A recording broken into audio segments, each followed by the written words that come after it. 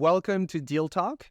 Today you are going to hear from Melissa Fortunato, retired FBI special agent and crisis negotiator.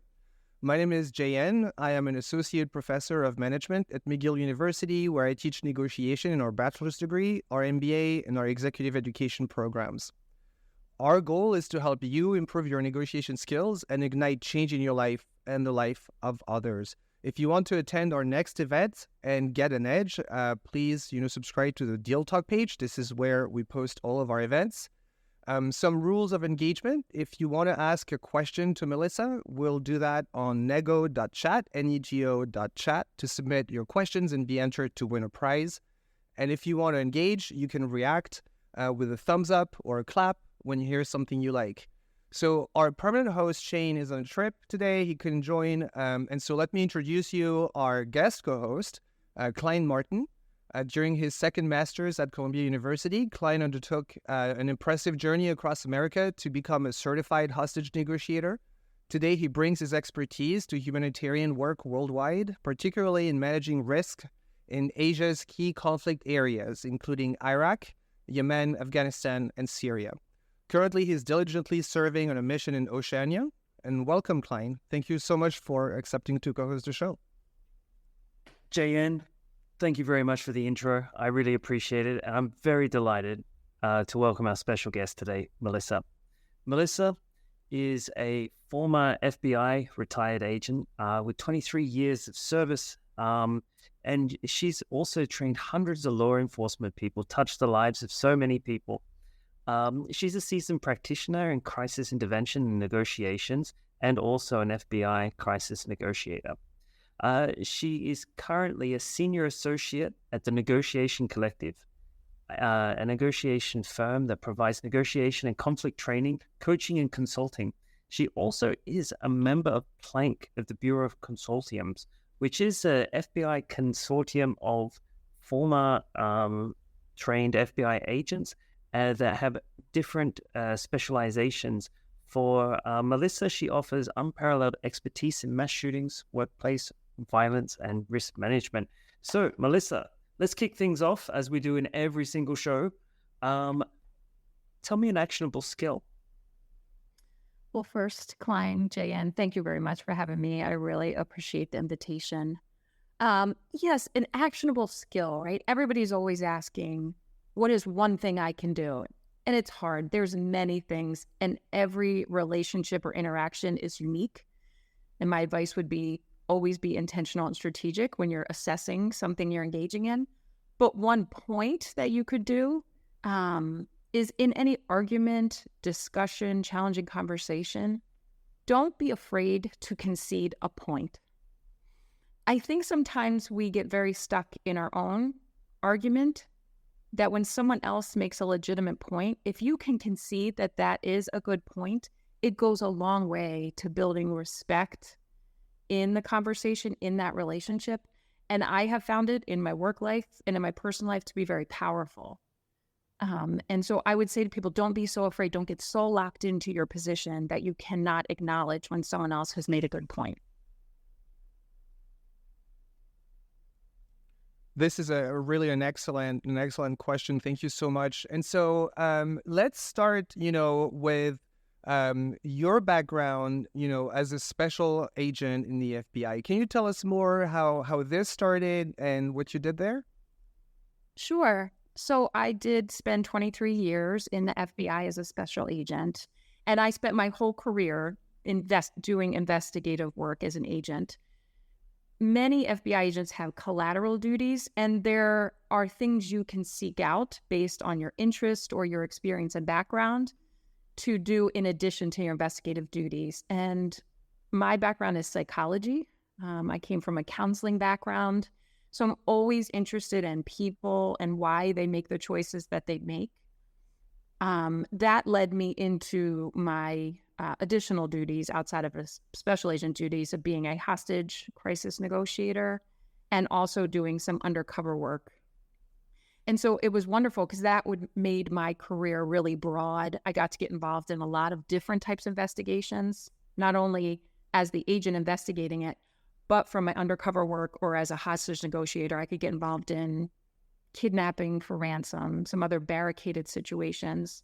For my undercover work, it spanned the spectrum of investigative areas that the FBI does: drugs, counterintelligence, organized crime. So it just gave me a vast experience. It let me meet a lot of people.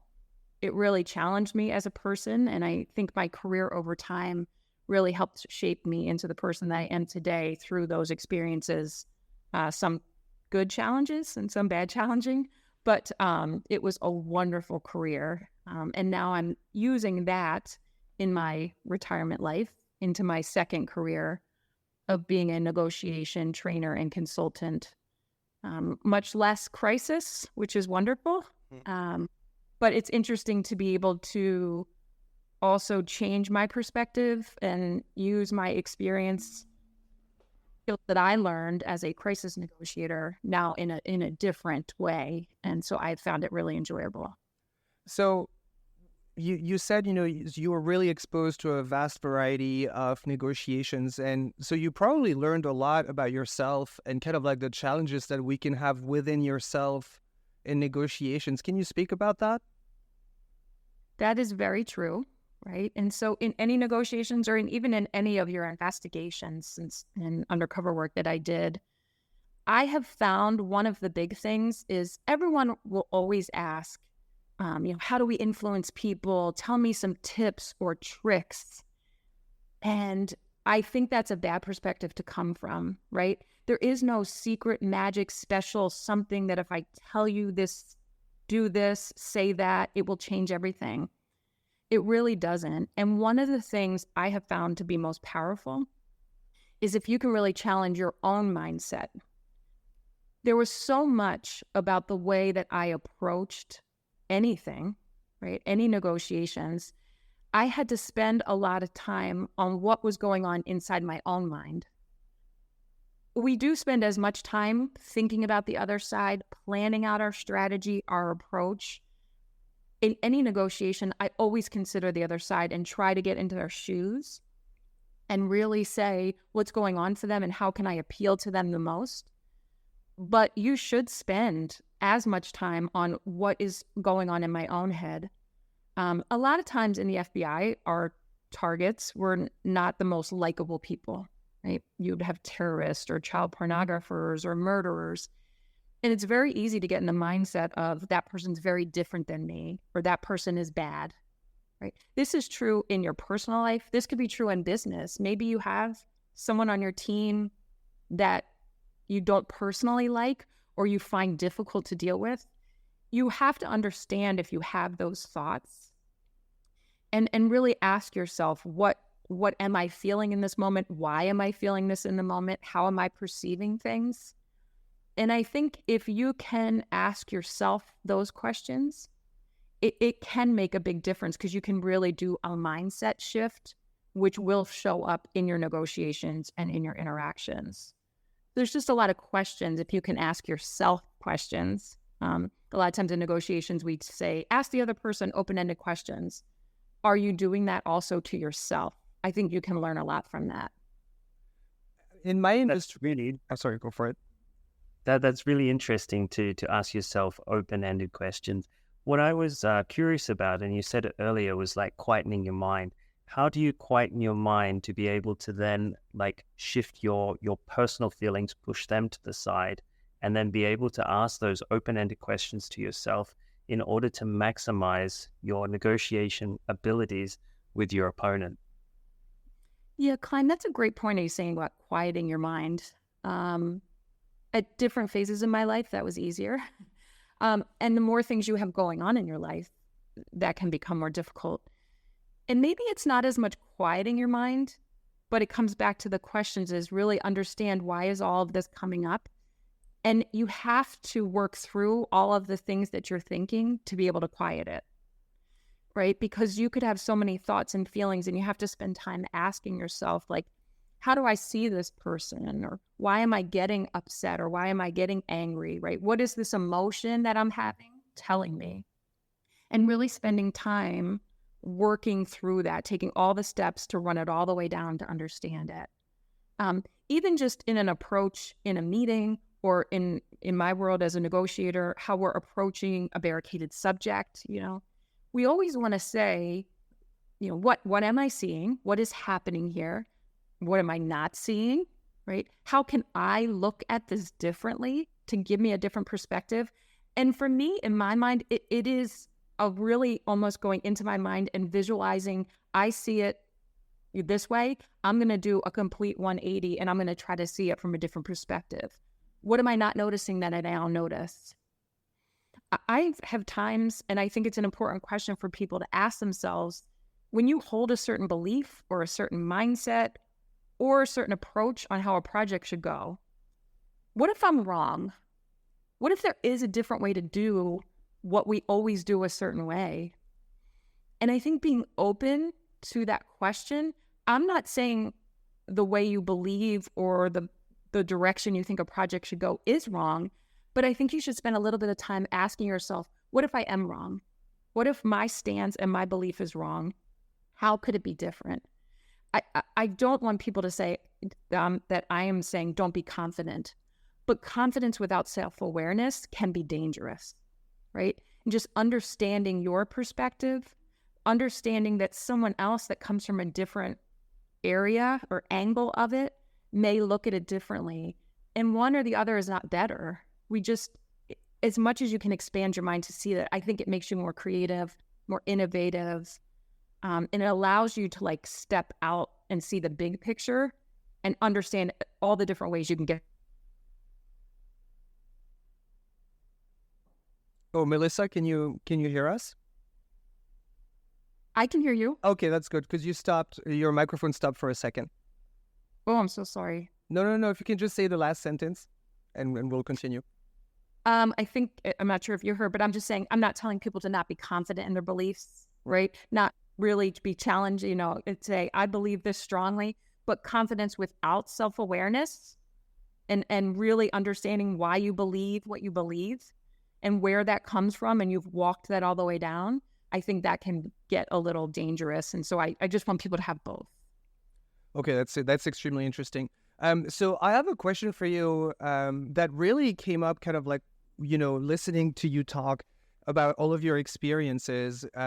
I see in my field, which is academia, I can see sometimes professors, sometimes we're tackling difficult students, and maybe the first few years it's okay, but sometimes I see a lot of older professors after several decades that become really cynical or jaded.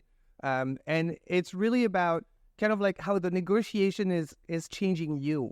It's changing you over the years.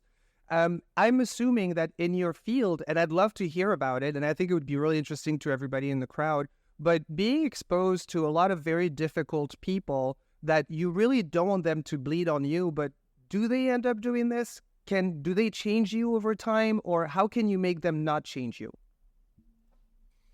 That is a great question. And I think you're right, Jan, that this does happen in every industry, right? Like you said, as a teacher, I'm sure it happens in business, and it absolutely happens in law enforcement.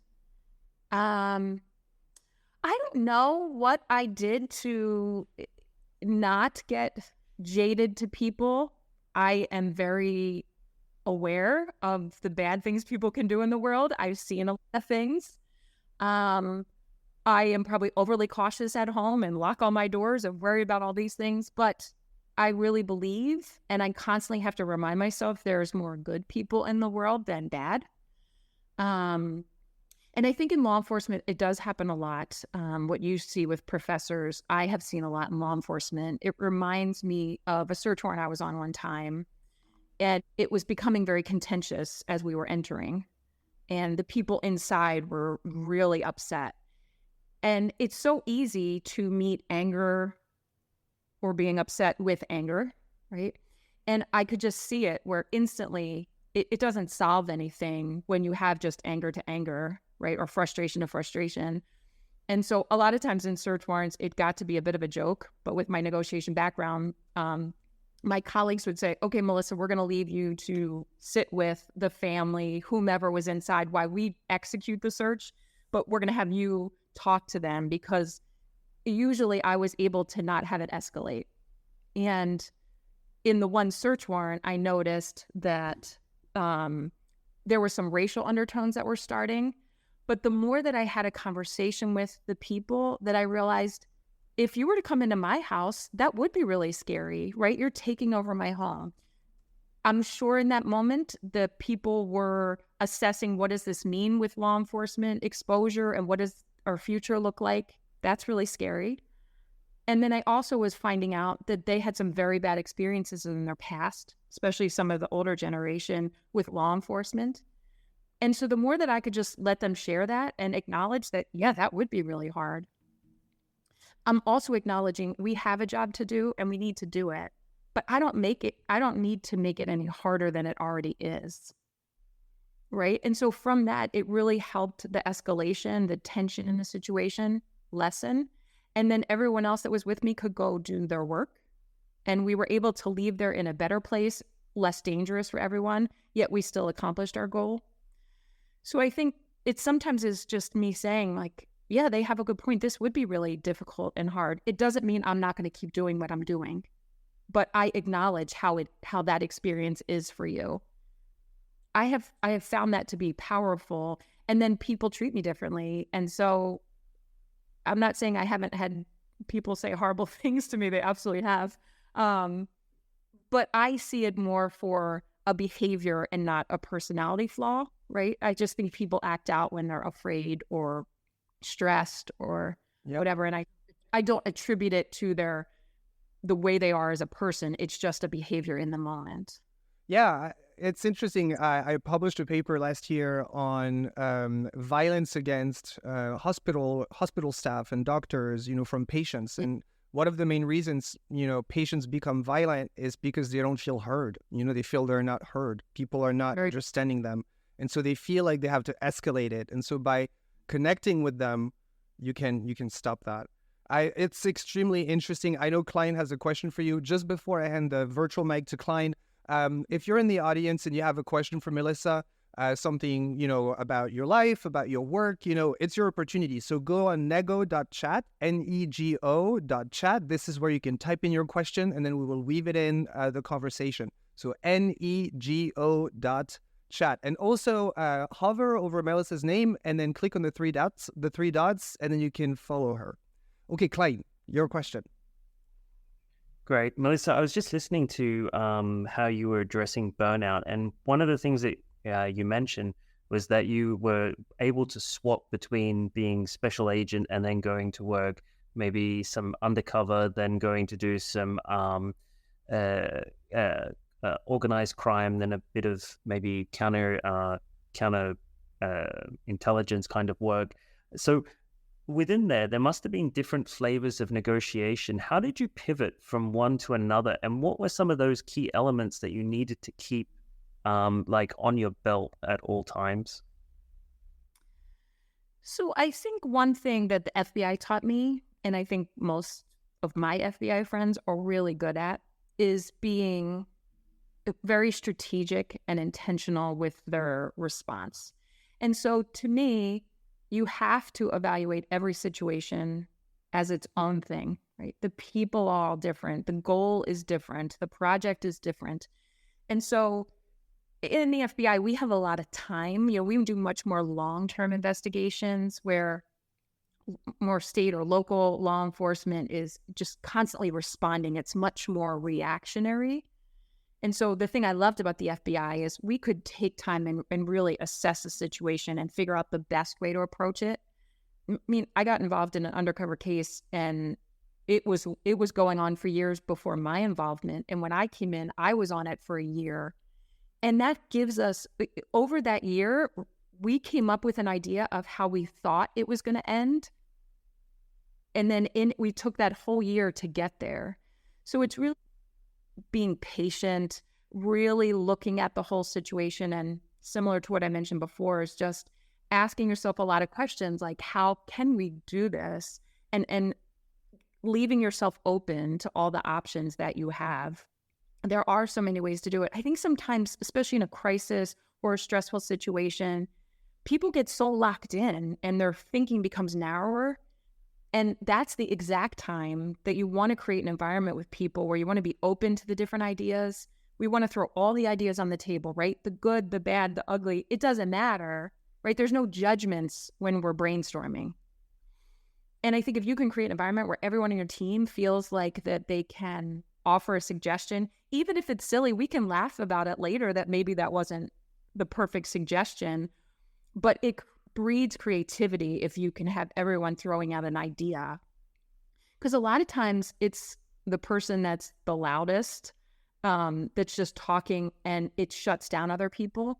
And then it's just that person's ideas, whether they're good or bad.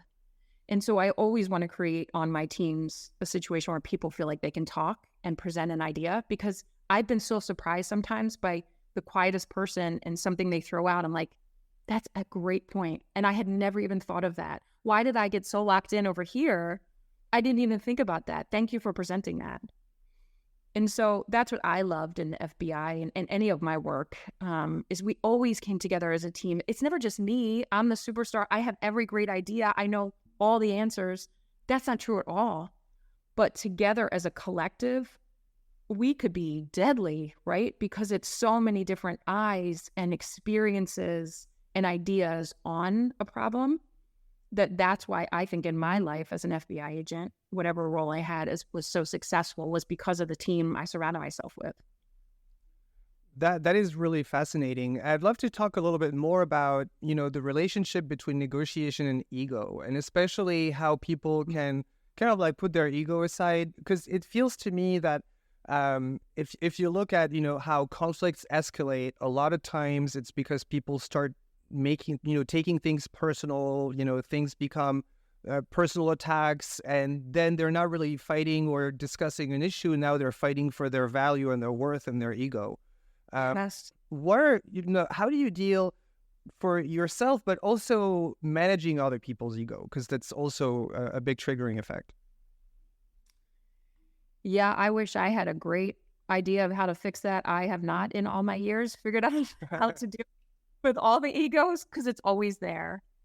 I think if you can learn, I mentioned this before, to really see people's behavior for what that it is, just there's something behind it, and kind of ask yourself, I see this poor behavior, what is behind that? And then address that need that you think is showing up in that behavior.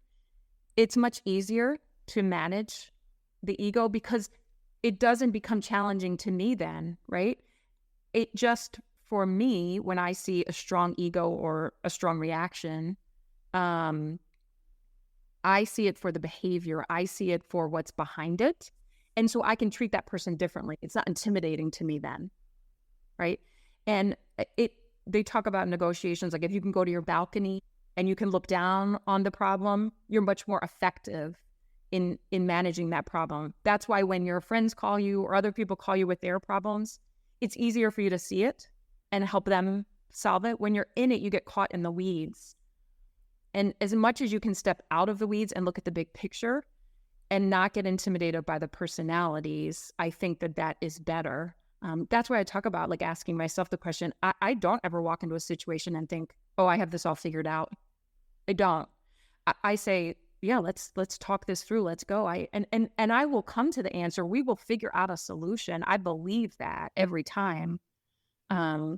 But I never think I am the be all end all and I'm going to solve it when I walk in. And a lot of times people just need that, especially in my crisis work.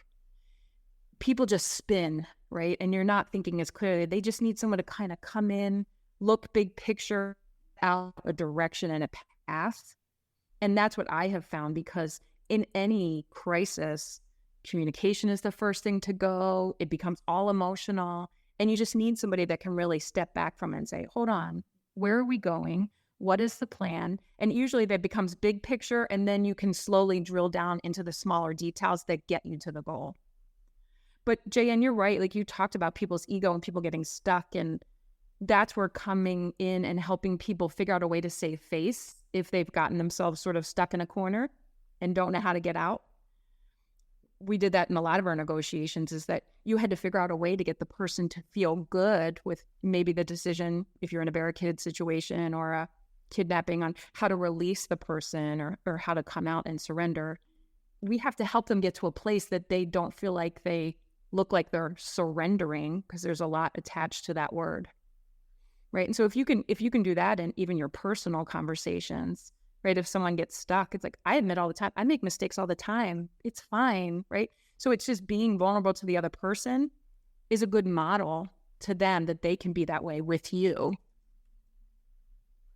That's really, really powerful, Melissa. Thank you so much. So to remind everybody, we'll start taking questions in a couple of minutes. You can ask them in nego.chat, N-E-G-O. I see Steve has already asked a question, that the client will ask right after. But I have like a really, really quick follow-up for you, Melissa, and I'm really interested in hearing what you think about it. It seems that, emotions is something you have, in a negotiation. They can really hurt a negotiation, especially negative emotions. If you start becoming upset or overwhelmed, it clouds your judgment and all that stuff. Is there, in crisis negotiation, is there a place for emotions, or is it something you really, really have to suppress? Here's what I'll say to emotions is, we're humans, right? I don't know that you ever can avoid emotions. So I don't want to be afraid of them. I don't want to put them away, because if you say that, then I think that has a negative attachment to it. I look at any emotion that I have, any reaction, response that I'm having, I look at it as a way it tells me something, right? Something's going on, and this is where the open-ended questions to myself comes back in. Why am I responding this way? What am I upset about? Am I mad at you, or am I mad at myself because I didn't do certain things, right? And just when you understand those, it's much easier to then walk back and figure out the direction that you want to go. So no, I mean, even as a crisis negotiator, you could have a lot going on, right? And you could say, I have to manage my emotions, but you learn over time, maybe it's age, maybe it's experience, or both. You don't have to react all the time, right? It's much easier to take it all in. And I've learned to create that space between, my instant reaction and my response. And so that helps me be less emotional to say, but I still have all the emotions that everybody has. And I think if you can just recognize it as an indicator of something and then ask yourself what it is, it's less scary. And then you don't have to become overwhelmed or shut down. And maybe you just say, hey, I need a moment, right? Now's not a great time for me.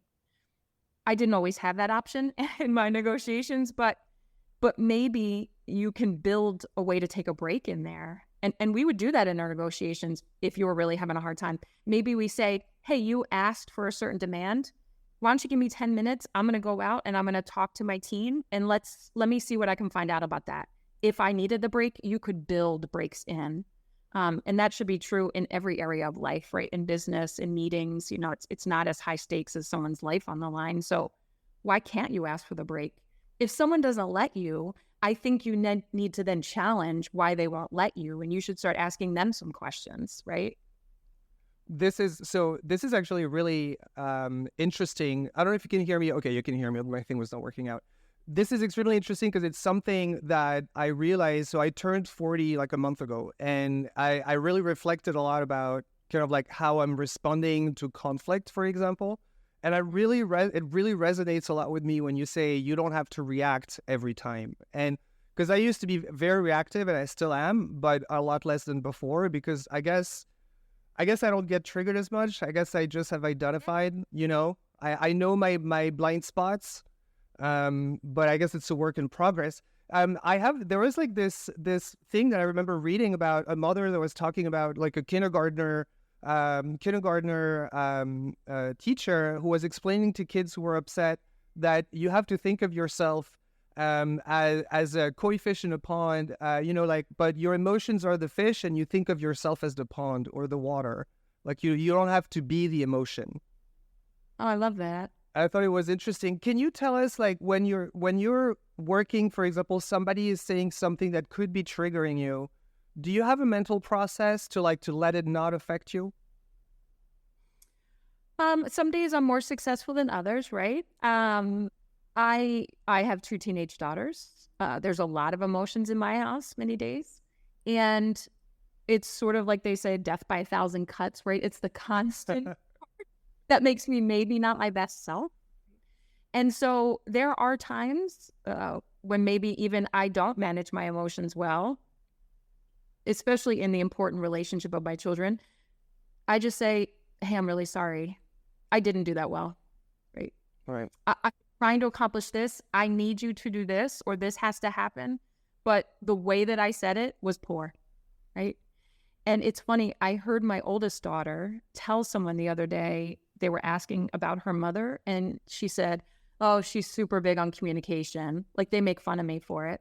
But she said she is a really good communicator. And I thought, well, if I can have my almost 16-year-old daughter say that about me, even when I've not always done it well, it's just people will give you the respect and the grace if you're not so great in the moment, if overall they see that you're trying. So just try, right? I mean, a lot of days you'll get it and then you'll be proud of yourselves. But even when you don't, it's just saying, hey, that wasn't a good look. I'm going to apologize for that. I'm not going to apologize for what I was trying to get accomplished. I just didn't do it well. Yeah. But I'll apologize for maybe that time I didn't handle it well. That's really powerful. Thank you so much. And so I see, Parag, you have your hand up. We don't let people on stage. You need to ask your question on nego.chat, nego.chat. And I see we have like several questions. And so Klein is going to ask them. There is like one that's really cool. Klein, you can go. Great. Hey, firstly, Melissa, that was really powerful when you stand up and you own your fuck ups, or I don't know if you're allowed to say that, but Yeah. basically in front of your teenage daughter, when you be human, that reflects and mirrors, and then you actually get a human back occasionally, with teens at least. Yes. And that ownership and the abilities that they give you credit is amazing. So yeah, thank you very much for that. Now, moving just onto a different type of emotion, I want to talk a little bit about fear. Now, when I was on some of my missions, I didn't have any fear, and it wasn't because it wasn't scary. It was just because that was the everyday thing. And you know, when you're doing your when you're going through and you're doing your risk assessment on how things are going, and then you look back at your negotiation, and sometimes it might be a little bit off key. How do you then deal with that in order to recalibrate and become back to the sense of general reality, opposed to that additional reality that we live in a heightened state of, like, you know, vigilance? But still, we're able to suppress that fear because we no longer feel it as much because we've experienced it so much. That's an interesting perspective. And you're right. Each profession, you know, your life experience will have that level of fear work for you. And you're right, probably in your life and in mine, you have been challenged in more situations to be in something that maybe made you be fearful, and you learn how to operate at that level. And so, yes, there are times where somebody else may perceive a situation as much more stressful than I would, and vice versa, right? Depending on where you're at. I think the interesting thing about that is that you learn that by exposure to anything, it can change your perspective. And so that's the challenge that you can have in your life is, I say this to people all the time is, and I say it to my children is, you have to do hard things to learn that you can do hard things, right? So if you want to be a person that can manage life and manage challenges, you have to challenge yourself. You have to step out of your comfort zone to do those things. There were so many times in the FBI, especially I remember in my undercover work, and people would say, well, were you scared? Yes. But I still did it, right? And I would learn to take time to ask myself, what was the fear? Are there areas I can control to make this less dangerous? But then there's a point where you just have to say, I've felt the feelings and now I need action, right? And I'm still going to do it. And then when I would be done doing it, that builds my self-confidence on I can do something. And I've done hard things. So now when things come up, even if it feels challenging in the beginning because it's new, I can reflect back on my prior past experiences where I have done things and overcome that fear and still did it. And I think that builds your confidence over time. So my big thing would be just please do it. Just try to do it. Just keep taking a step forward and challenging yourself, because each time you do that, it helps you in all areas of your life to manage those feelings and uncertainties. Yeah, thanks very much. That was such a holistic answer. I'm going to pass it over to JN for the next one. That was really cool. Thank you, Klein, and thank you so much, Melissa. Really cool questions in the chat. Thank you, Steve, for asking your question. We actually have a question that really caught me off guard. Like, it really surprised me because I never thought about this, and now I want to talk about it. And so it's from Tom, and Tom says, "Hi, Melissa. Since this is an audio cast, could you share with us your negotiation voice?" And I thought this was such a cool question. Well, hello, Tom. Thank you for that question. In fairness, your voice may change depending on what's going on, right? So I have found in all areas of my life, parenting and negotiations, that at times when it's escalating, I probably do have a slower, less emotional voice. Sometimes it's just regular. But there are times where you need to escalate your voice to be heard. And I've done that in arguments, right? Because sometimes I remember I had to argue with my husband. We were in the middle or trying to start a major home renovation. And we were having this very challenging conversation. And I was trying to do my negotiator voice. And my husband challenged me back and said, "Enough with your negotiation stuff," right? Like, he was annoyed by it. And so I said, "Okay." And I escalated and I yelled and I said stuff and I talk way I never talk. And it was shocking to him enough for him to say, "Whoa, like, I don't want that either," right? So it just threw the whole situation off. And we have that in negotiations when someone is really screaming and yelling. You may try to have a negotiator voice at a certain point, but you have to strategically think maybe there's a time to escalate so you're heard differently. So I don't know. I guess the answer to Tom is I don't know if I have a negotiator voice. It changes. That's really interesting because I just want to pick your brain a little bit related to the differences between your experiences within the FBI and then also when you went over to Scotland Yard. And potentially, one of the major differences between the two sides is the use of force. So then, you have to use your voice a lot more to negotiate much more effectively in different ways. Did you want to talk a little bit about those experiences at Scotland Yard? You are right. It was fascinating. So when I went over there, all of the law enforcement officers I dealt with were so shocked at how many guns we have in the U.S.